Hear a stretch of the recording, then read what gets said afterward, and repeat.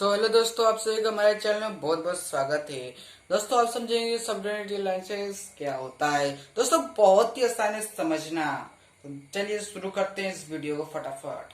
तो दोस्तों, 1798 में एक अंग्रेज आया था वेस्टर्न वेस्टर्न रीजन से। तो उसका नाम था लॉर्ड वेलेसी। क्या नाम था? Lord Wellesley. Wellesley Lord Wellesley इस तरह से नाम था। ज्यादातर लॉर्ड लिया जाते हैं। और दोस्तों, इसका जो सोच था कि इंडिया पर पूरा अच्छी तरह से जो ब्रिटिश है का कंट्रोल है वो पूरा इंडिया में फैले, उस समय आधा पर था। तो वे सोच के आया था। तो उसने एक पॉलिसी लाई जिसका नाम था सबडेनिटी अलायंसेस। ये एक एग्रीमेंट रहता था, इस पे साइन करना रहता था। तो दोस्तों, इसी तरह ब्रिटिश जो है वो बहुत सारे राजाओं को फंसाए थे।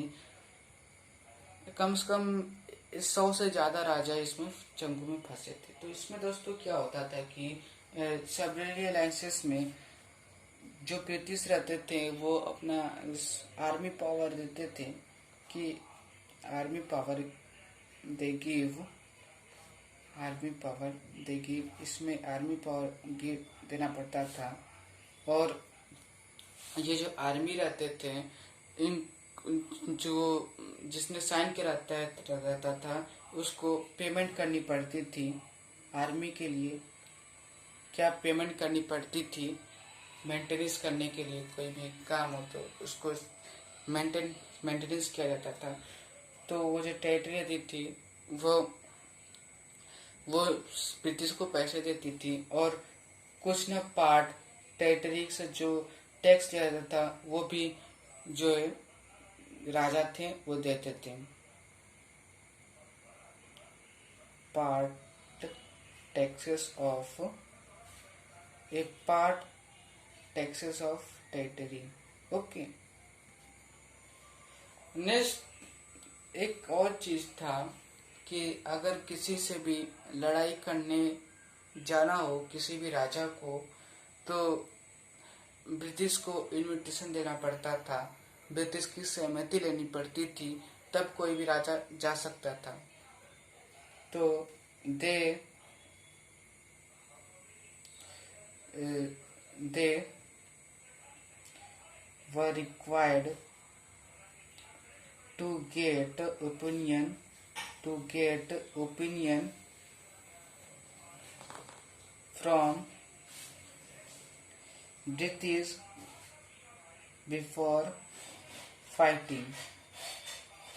और दोस्तों, इसमें एक और चीज था कि जो राजा ने सबडेनिटी अलायंस साइन किया है वो किसी भी दूसरे राजा से मित्रता नहीं रख सकता, या फॉरेन जैसे कि फ्रांस, अमेरिका, जापान, चाइना, इन सभी से रिश्ते नाते नहीं धर सकता है।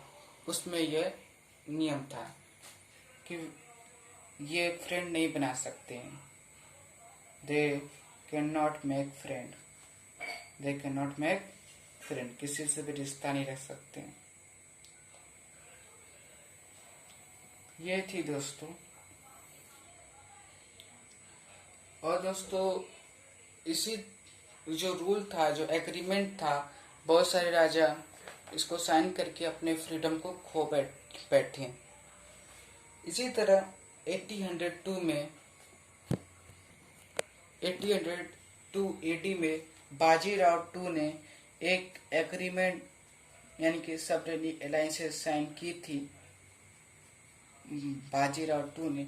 और इस साइन को बोला जाता है Vasai treaty of Vasai. What they call treaty of Vasai. तो इस एग्रीमेंट जो सबडेनिटी अलायंसेस हुआ था उसको ट्रीटी ऑफ वसई बोलते थे। इन्होंने सबडेनिटी अलायंसेस साइन की थी और इनके चंगुल में फंस गए थे। तो दोस्तों, इस चंगुल से बचने के लिए मराठों ने लड़ाइयाँ लड़ी, जिसको बोला जाता है सेकेंड मराठा वॉर। तो यहाँ पर जो है सेकेंड एंग्लो मराठा वॉर हो जाती है। किसके बीच, मराठा और ब्रिटिश के बीच। और कुछ लड़ाई, पहली लड़ाई में तो जीत जाते हैं, लेकिन दूसरी लड़ाई में 1888 एडी में इनको सरेंडर करना पड़ता है, बाजीराव टू को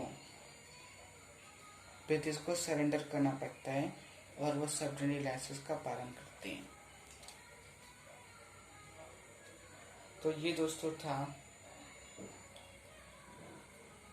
और इसी तरह उड़ीसा, मिजोरम, उत्तर प्रदेश, इसी तरह सभी को फंसाते हैं। और उस समय एक जो मराठा मुगल का जो वो कैपिटल हुआ करता था, उस समय उसका राजा दौलत राव शिंदे थे। उस समय वो राजपाट करते थे, लेकिन उन्होंने भी साइन की थी। तो जो है ये